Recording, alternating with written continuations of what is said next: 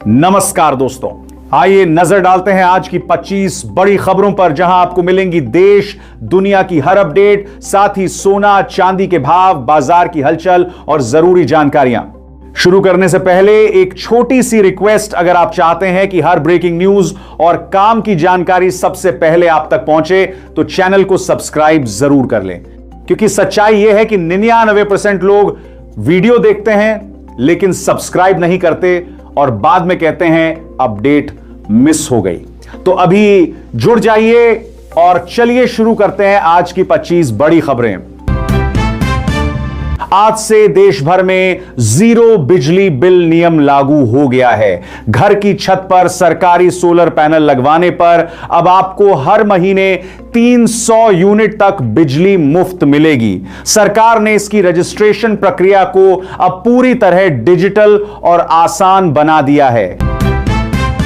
भारतीय सर्राफा बाजार में आज सोने और चांदी की कीमतों में बड़ी गिरावट आई है। चांदी का भाव आज अचानक 1700 प्रति किलो तक सस्ता हो गया है। शादी ब्याह के सीजन में मध्यम वर्गीय परिवारों के लिए गहने खरीदने का यह एक बेहतरीन और किफायती मौका है। नौकरी पेशा लोगों के लिए आज से नया आयकर कानून आईटी एक्ट 2025 प्रभावी हो गया है। अब 12 लाख तक की सालाना आय पर आपको कोई टैक्स नहीं देना होगा। इस ऐतिहासिक फैसले से करोड़ों लोगों की मासिक बचत बढ़ेगी और आर्थिक स्थिति मजबूत होगी। भारत और दक्षिण कोरिया के बीच आज हुए डिजिटल समझौते के बाद अब आप वहां भी अपने यूपीआई ऐप से पेमेंट कर सकेंगे।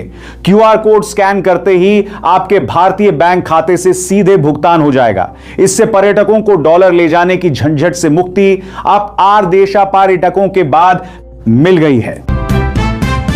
मौसम विभाग ने दिल्ली, यूपी और राजस्थान समेत 10 राज्यों में अगले 24 घंटों के लिए आंधी और बारिश का अलर्ट जारी किया है। 80 किलोमीटर की रफ्तार से चलने वाली ये हवाएं गर्मी से राहत देंगी, लेकिन किसानों को फसल सुरक्षित रखने की सलाह दी गई है। प्रधानमंत्री मोदी 28 अप्रैल को वाराणसी में बुजुर्गों के लिए डोर स्टेप हेल्थ सेवा शुरू करेंगे। अब अकेले रहने वाले बुजुर्गों को अस्पताल नहीं जाना होगा, बल्कि डॉक्टर खुद घर आकर उनका मुफ्त चेकअप करेंगे। यह योजना बुजुर्गों को बेहतर स्वास्थ्य सुरक्षा देने के लिए है। आईपीएल 2026 में आज हैदराबाद के अभिषेक शर्मा ने दिल्ली के खिलाफ मात्र 52 गेंदों में नाबाद 135 रन बनाकर इतिहास रच दिया। उनकी इस पारी में 12 छक्के शामिल थे। अभिषेक अब इस सीजन में सबसे ज्यादा रन बनाने वाले खिलाड़ी बन गए हैं।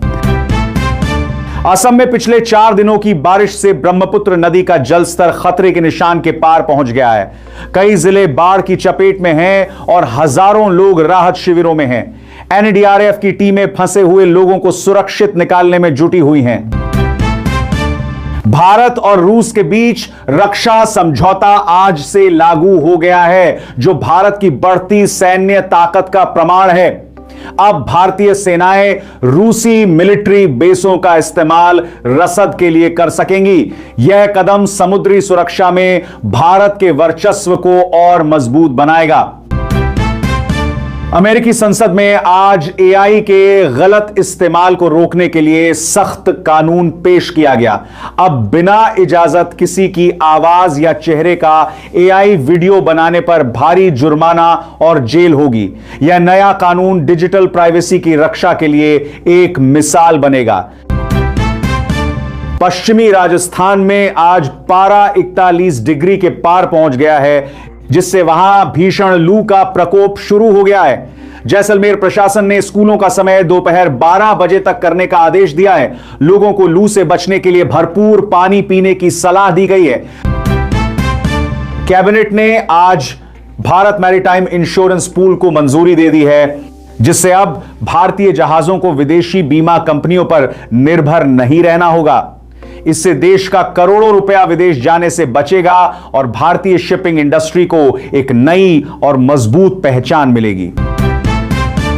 आज राष्ट्रीय लोक सेवा दिवस पर प्रधानमंत्री मोदी ने आईएएस और आईपीएस अधिकारियों को संबोधित करते हुए उन्हें विकसित भारत का सारथी बताया। पीएम ने कहा कि 2047 के लक्ष्य को पूरा करने के लिए अधिकारियों को सीधे जनता की समस्याओं का समाधान करना होगा।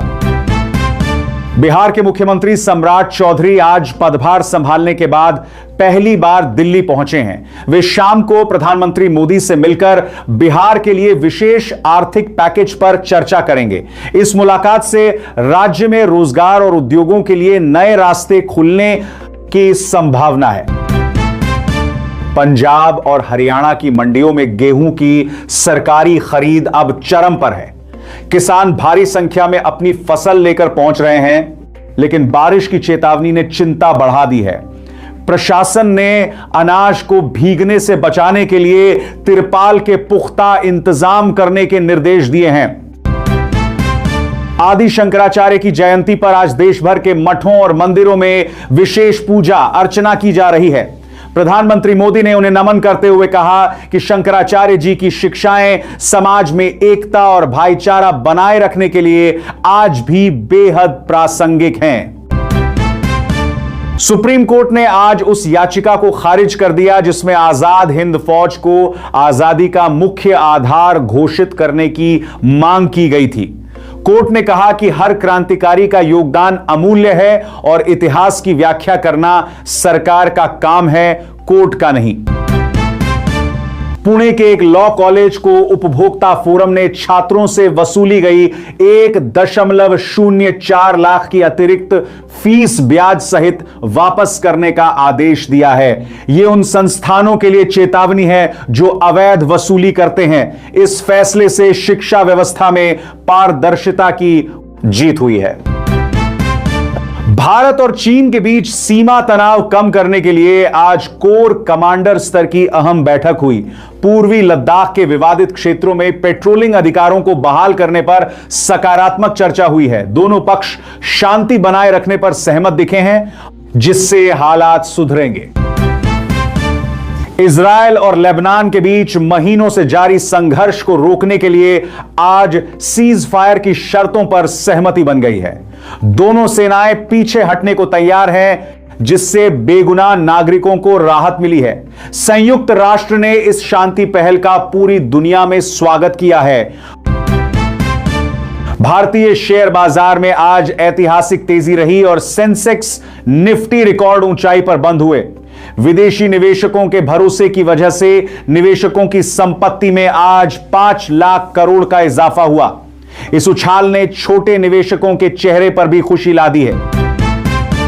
मणिपुर में आज सुबह 5.2 तीव्रता के भूकंप के तेज झटके महसूस किए गए, जिससे घबराकर लोग घरों से बाहर निकल आए।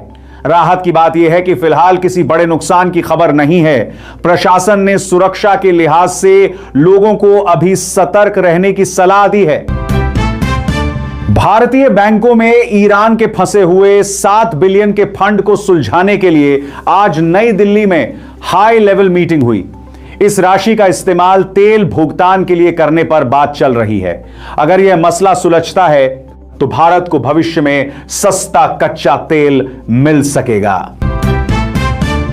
वाराणसी के विकास के लिए पीएम मोदी 28 अप्रैल को 15 करोड़ के प्रोजेक्ट्स का शिलान्यास करेंगे। इसमें आधुनिक बस टर्मिनल और नए फ्लाईओवर्स शामिल हैं। इनके पूरा होने के बाद वाराणसी में ट्रैफिक की समस्या खत्म होगी और पीएम मोदी देश के बाद पाचार बस से 10-20 पर्यटकों को बेहतर सुविधाएं मिलेंगी। अमेरिकी राष्ट्रपति ट्रंप ने ईरान को चेतावनी दी है कि अगर कल तक समझौता नहीं हुआ तो सैन्य कार्रवाई की जा सकती है। मध्य पूर्व में जारी युद्ध विराम कल समाप्त हो रहा है, जिससे वैश्विक बाजार में तेल की कीमतों को लेकर अनिश्चितता और घबराहट बनी हुई है। क्या आप इन खबरों का ऑडियो बुलेटिन सुनना चाहेंगे या किसी क्षेत्र की ओर जानकारी चाहिए?